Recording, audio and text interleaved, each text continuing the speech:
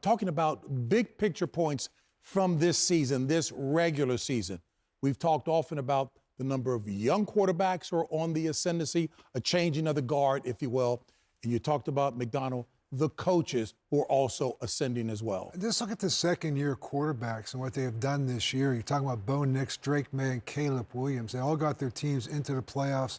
I think they've all taken tremendous strides in their second year towards now becoming a very consistent leader, and that's someone who I think we can count on moving forward. And then you talk about the Liam Cohens, you talk about the Ben Johnsons, the Mike Vrabels, and these guys have come in. Mike McDonald in his second year. So a little bit of a changing of the guard, and I think that happens in the National Football League as you see it happening. And we're talking about a playoffs that may not have Patrick Mahomes. You know, it may not have Lamar Jackson. It may not have Joe Burrow. But all of a sudden you see these other young quarterbacks come in, the other young teams. It's kind of refreshing to see the new narratives that are kind of starting to surface around the National Football League. You know, there's a couple of guys that come to mind when I talk about big picture, when you ask about big picture storylines.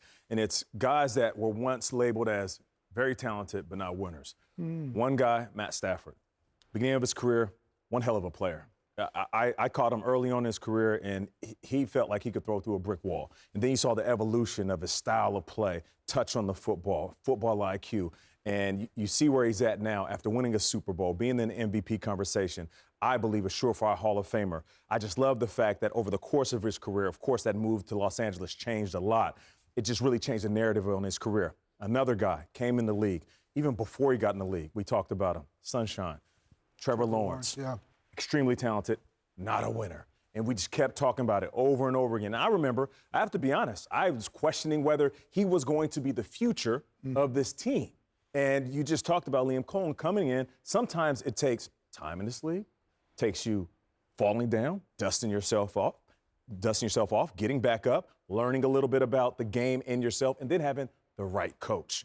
And I just feel like Trevor Lawrence has had one hell of a season. For all the criticism he has faced, we have to compliment him and praise him because not only is he winning, JB, he's playing some really good But you've football. also talked about some important moves. You know what? I mean, you guys tell me this.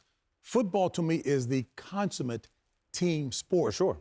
Excuse the vernacular. Ain't nothing wrong with putting some nice pieces around those quarterbacks to help them as well, too. JB, in the last game, in Week 18, 9 different guys touched the ball.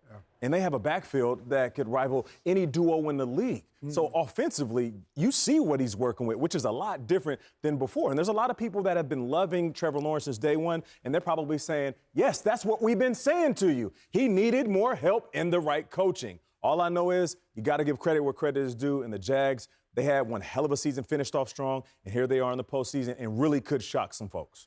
You don't play quarterback in a vacuum.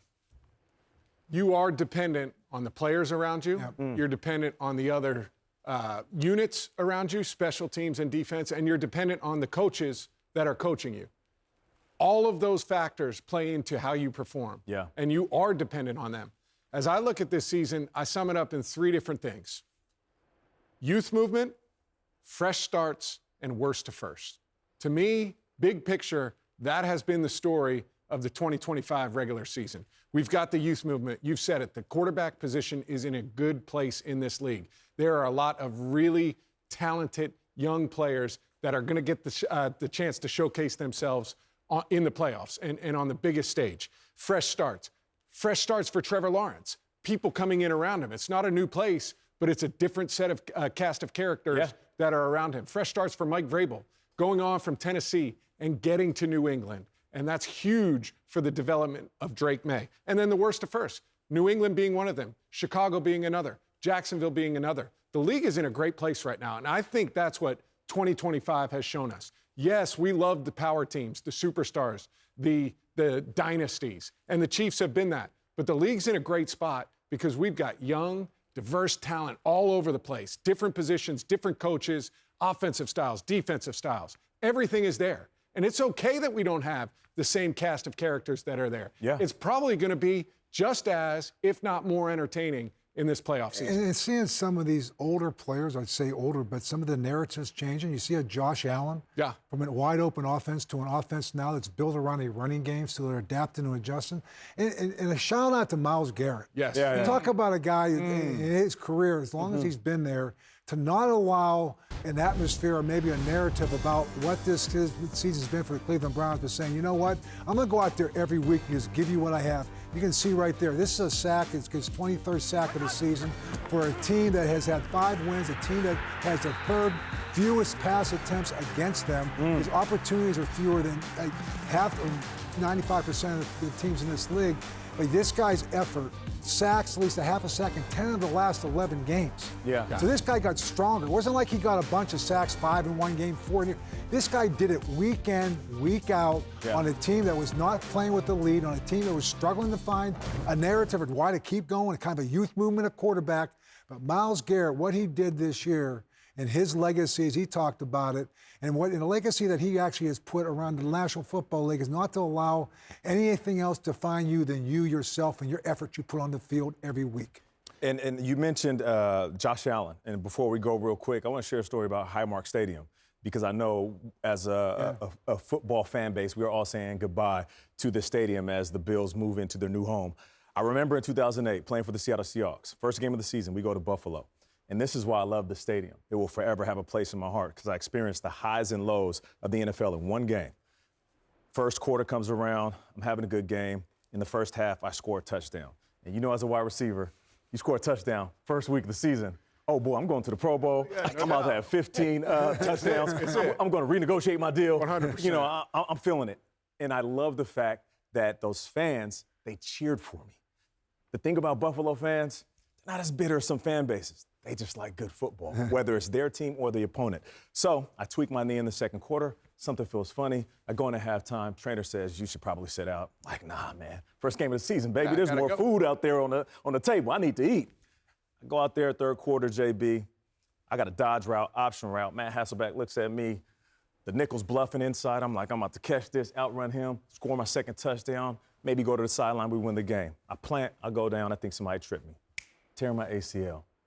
The highs and lows of the NFL.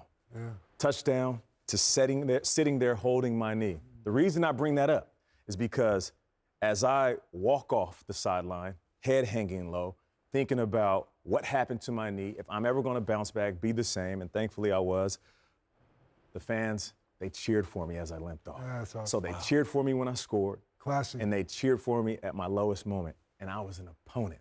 So I know what those Buffalo Bills fans, that fan base, and that city feels about Highmark because it's special to me, and I was just a visitor. Would love to see more of that commonplace, too. This falls under the category, as we get ready to say goodbye, under a prayer and a hope. You guys talk about young quarterbacks. I hope they can get young Cam Ward some help out there. Because that young man, if he was in shape before the season, he's got to be in better shape after the season 100%. because he ran for his life. And hopefully he's healthy. And that's a good point Today. Matt, His on the real toughness side. was on display all season, and he was running for his life and taking hits. I hope he's okay, and he's able to rehab that and be able to get ready. Good closing note. All right, folks, the NFL Today every Sunday right here on CBS at 12 noon.